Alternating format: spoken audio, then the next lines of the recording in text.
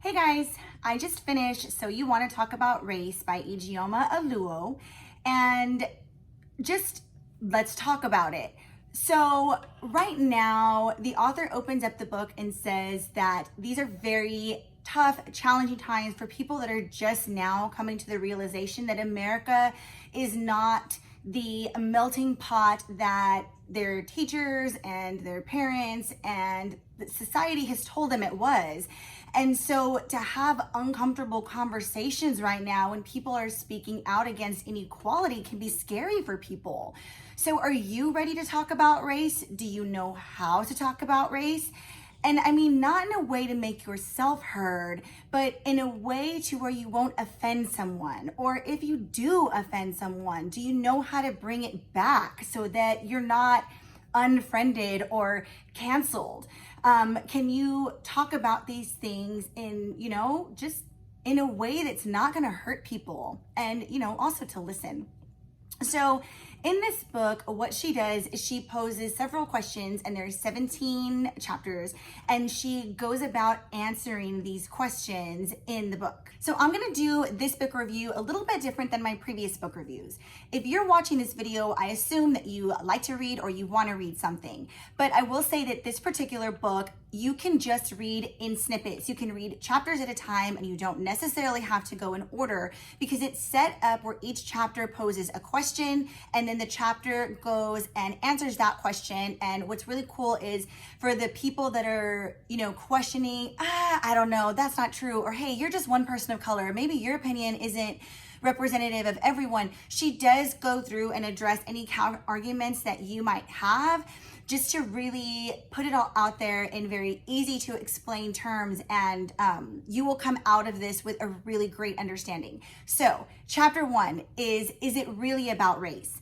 And in chapter 1, she talks about how all of the things that happen, you see in the news, and people say, well, it's because it's a racial issue. And the people that argue back say oftentimes it's not about race, it's about something else. Maybe it was this person was less qualified, or maybe this person was of a lower social class. And so basically what she says is, if a person of color says it's about race, it's about race. And right now you may be watching that saying, well, hold on, that's not right. But she does address that. So she will attack any argument that you have for her, and she'll come out and explain all of that. So that's chapter 1.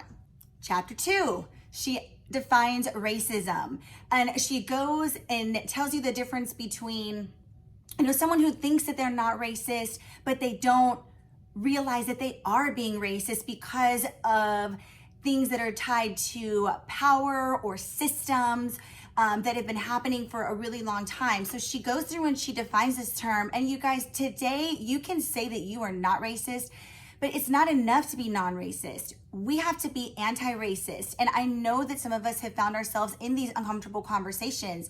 So going through and reading this book armed me and made me feel better equipped to have these kinds of conversations and be able to defend myself and be allies for people of color after having read these chapters. Chapter 3 is what if I talk about race wrong? So she guides you through a conversation and what you should do and how you can back out and retract yourself and your statements. Chapter 4 is why am I being told to check my privilege? I know that this is being said over and over again. I've seen memes. Some people don't necessarily understand what privilege means. She defines all of this and what makes something a privilege versus what makes something an advantage that you have, and how that affects people of color differently. That one was really eye-opening for me as well. So chapter 5 is what is intersectionality and why do I need it? So here she talks about, as I mentioned previously, everything has a lot of factors. So going back to chapter 1, what if it's not about race? Well, yeah, maybe it's not just about race, but it's also about other things. Like it's about race and class, or race and transgender. So she talks about all of these things and ideas intersecting and how we need to be aware of all of those things. Chapter 6 is how can I talk about affirmative action? She gives some great anecdotes to make her point really clear. 7 is what is the school to prison pipeline? And I had heard of this, but this was one that I was like, I don't know why, because I'm a teacher. I want to say, nah, we don't do that. Even though I know there are some bad teachers in our profession, I want to think, no, we don't do that, right? We don't discriminate against. But she gave us some concrete examples that made me see how some of the things that are going on in schools could add to the school to prison pipeline. The next chapter, I think we're on 8, is why can't I say the N-word? This one, I know why I can't say the N-word.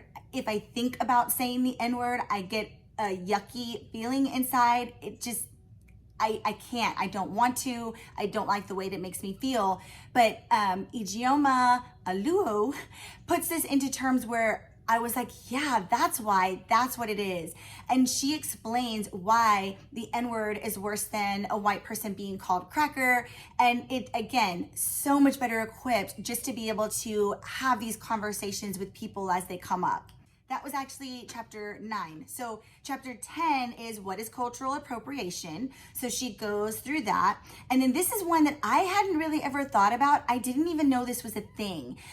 Chapter 11 is why can't I touch your hair? I have never in my life been tempted to go up and touch someone's hair despite whatever color they are. But apparently it's a thing.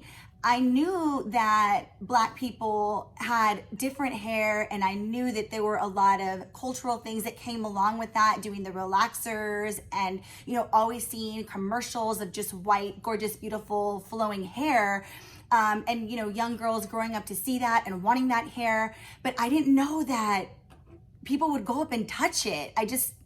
Anyway, this was like, wow, I didn't know that existed. So that was interesting to me. Chapter 11 defines microaggressions, and there are so many, and sometimes they're unintentional. So just to be aware of these, I thought was just a really big positive thing for somebody to be able to have. 12 is why are our students so angry? This briefly touches again on the school to prison pipeline, but it also gives you some other examples. So this is another great chapter for teachers to read. Chapter 13 is what is a model minority myth?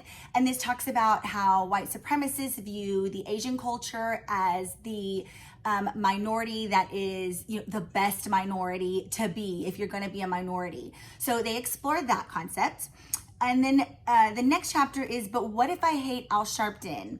And Al Sharpton, if you don't know who that is, if you're one of my students watching, this is a civil rights activist, a Black activist that can sometimes be a little bit abrasive. And so she talks about how, back when MLK was marching for civil rights, he was thought to be abrasive too. And look at what's happening now. But then also, what if the person just is abrasive and you don't like that person? Does that mean that you're not going to champion the same cause? So she does explore that idea. Chapter 16 is called, I just got called a racist. What do I do now? And so this is, maybe you did something you didn't know was offensive, or maybe you weren't trying to be offensive, or maybe you were just being ugly. She talks about what you should do and steps you should take to get the conversation back on track, again, so that you won't be canceled or unfriended if this is a relationship that you truly care about and you want to be better. And I assume if this is a book you want to pick up, then you do want to be better and you want to know how to have these conversations. And then the last chapter is talking is great. It's great to know about these things, but what can we do? I know a lot of times people say, I'm just one person. What can I do? If you don't have money or you don't have means, how can you be anti-racist? How can you fight this fight? So she really goes into that at the end of the book. And I really found this one to be enlightening for myself too, because I'm one that sometimes does think, I'm just one person, I can't make a difference. So she talks about ways in which you can. So those are all the chapters. Those are all the questions that she answers. This book is great. The language is conversational. It is not something that is very high elevated. It's almost as if Oluo was talking to us, just having a conversation. I will say, again, if you're one of my students, there are a couple of F-bombs, but I felt like they were so strategically placed, and they were in places where she felt really strongly about something. And it was done purposefully and tasteful. If you can say that about dropping the F-bomb, it was done in a tasteful way. So anyway, I hope that you pick up this book if this is something you're interested in. And if not, then I hope you pick up something great and that you're enjoying what you read. So thanks for watching, everybody. Bye.